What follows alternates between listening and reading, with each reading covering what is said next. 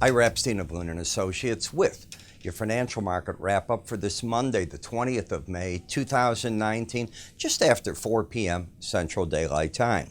So another day of interest. We're still feeling the fallout as to the U.S. and China going at each other. It got so bad over the weekend that the San Diego Zoo had to send back 2 of the pandas that were on loan from China. They demanded them back. We still have 3 zoos that have pandas. We'll see if they grab those. But it's symbolic. You know what they're doing. You know what we're doing. And the fallout's getting worse as we're seeing that Google is not going to be using parts of the Huawei technology, and they're not going to allow them to use certain Android technology because the U.S. has put all these restraints on. We're going to see where this all goes, but I don't see it getting better anytime soon. We had some grain reports that show the conditions of all this wet weather we're getting, and gold ended up a bit higher as the Saudis came under attack again. They think from missiles that were aimed into Saudi Arabia by the Houthi again. Got to prove it. Got to prove if Iran was behind it. There's all kinds of stuff there. Dollar index a little bit lower today. Stock indices lower. So let's take a look at the market.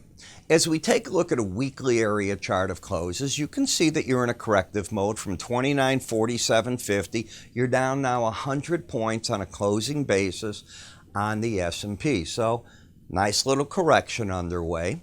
When you look at the chart action, you can see it's almost like a consolidation right through here. Now the question is, what does it do with it? When I put the swing lines on, it makes this a lot clearer. It is in a downtrend with lower highs and lower lows. Now that can be negated by just taking out 28.94, because if you don't take out before that 27.99.75, you can end up with higher lows, higher highs, breaking that pattern. But right now the trend is down. Where's the resistance? What if I told you it's 28.94, the 18-day average of closes? Support in the market is 2 layers and moving averages to start with. 27.87 is the 200-day moving average. The green, 27.76, is the 100-day. So that 27.70 to 27.90 level, roughly, is where the market seems to be having further support on the downside. But to get there, you got to get through the lower Bollinger Band. And remember, markets pay attention to Bollinger Bands. Bollinger Band is an algorithm designed to keep the market trading within it 95% of the time. And how the pros often look at it, this is what I teach, is the first time you hit it, that's where pros often take some money off the table. That's not to say they're buying it for the market going up.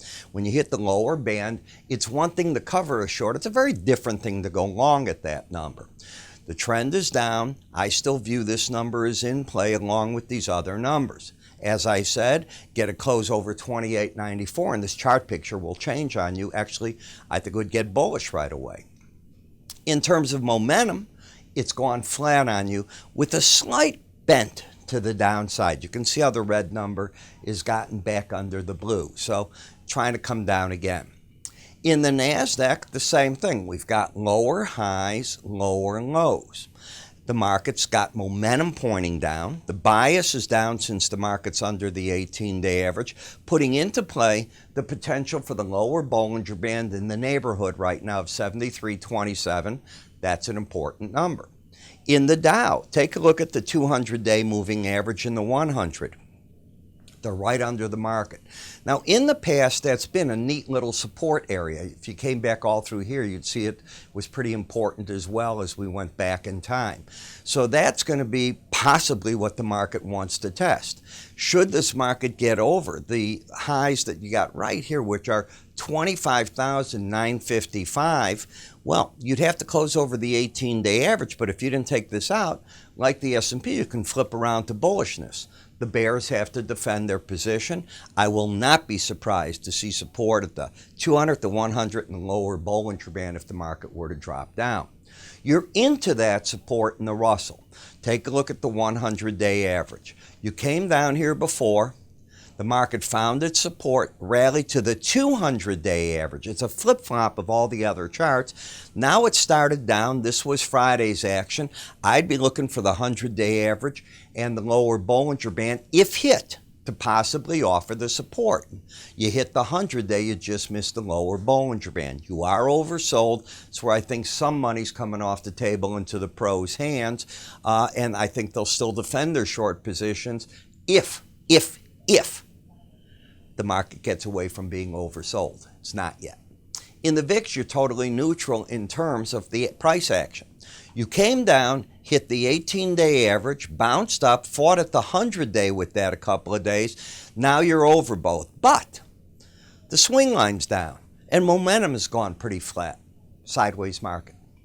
T-bonds, a little bit of a inkling tonight. I want you to look at this red number, 78.50.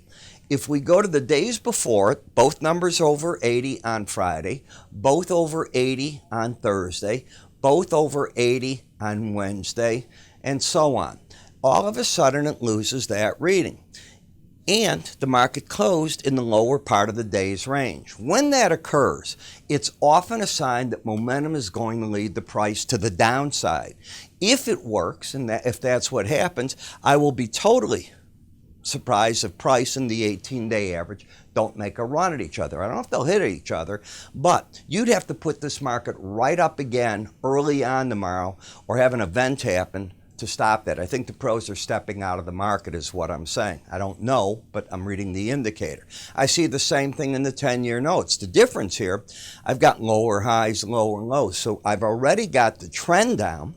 I don't have bias down because I'm over the 18-day average, but I've lost the momentum. I'll be surprised if price and the 18-day average don't make a run at each other. I don't see that in the TLT.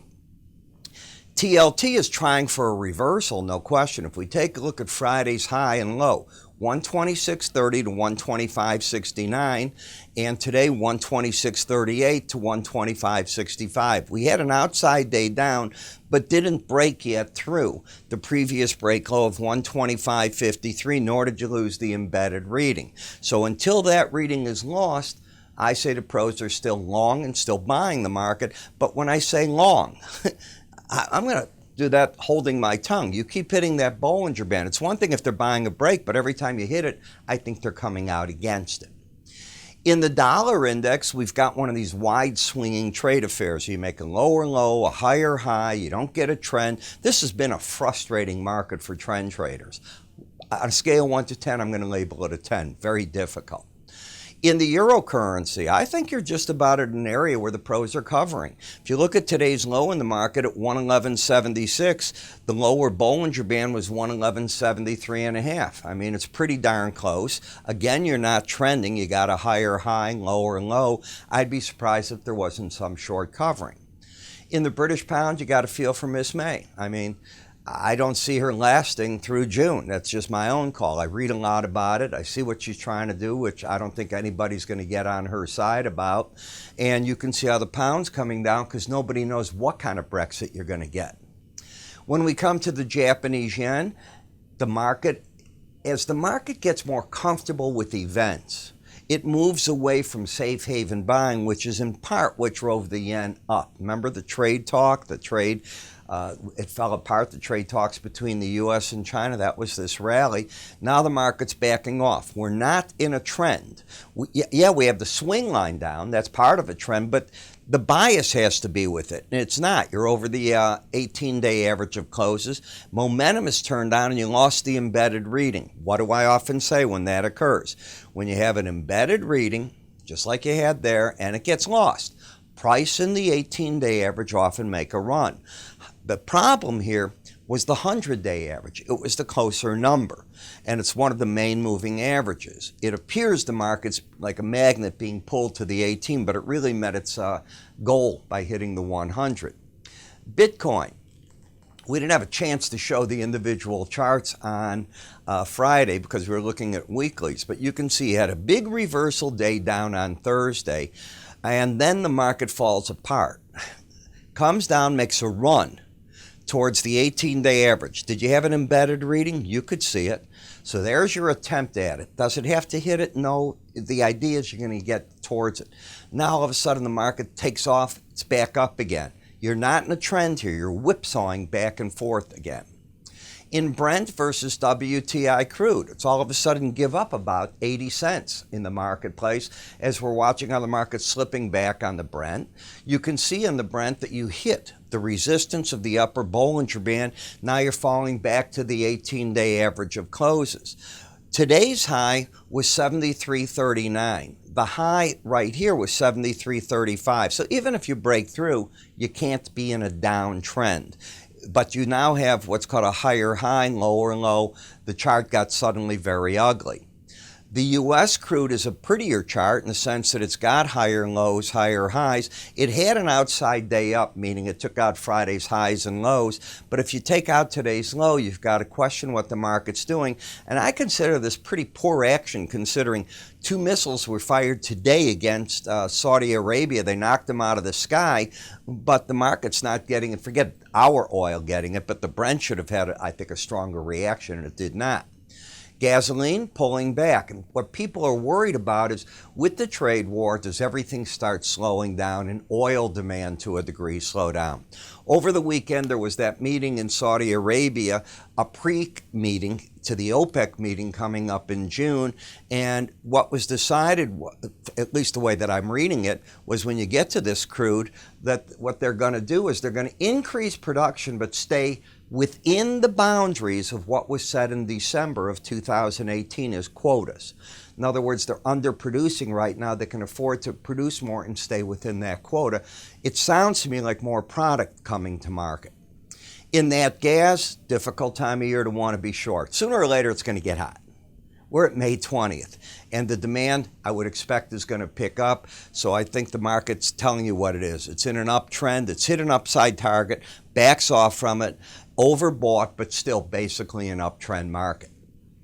You know, we talk about these markets continually, day in and day out, but we write about them in many different ways. A lot of fundamentals, a lot of option strategies. Today's a grain report. You get an idea how important it is, what the reaction's going to be tonight from us on it because of all the rain that's falling. Then, of course, we've got all the other parts of the market that you got to deal with on this tariff talk. We cover it in all these different categories, and you choose which categories you want to get the information on. So if you'd like to see what our clientele receives and how they get to choose from it, simply give us a call for your free trial, and or you can go to our website. You'll see our carousel of free offers. Click on what you'd like. Do the same if you're watching me on YouTube. It'll take you right to that page, and I hope you enjoy it. I'm Ira Epstein. Have a good day. See you tomorrow.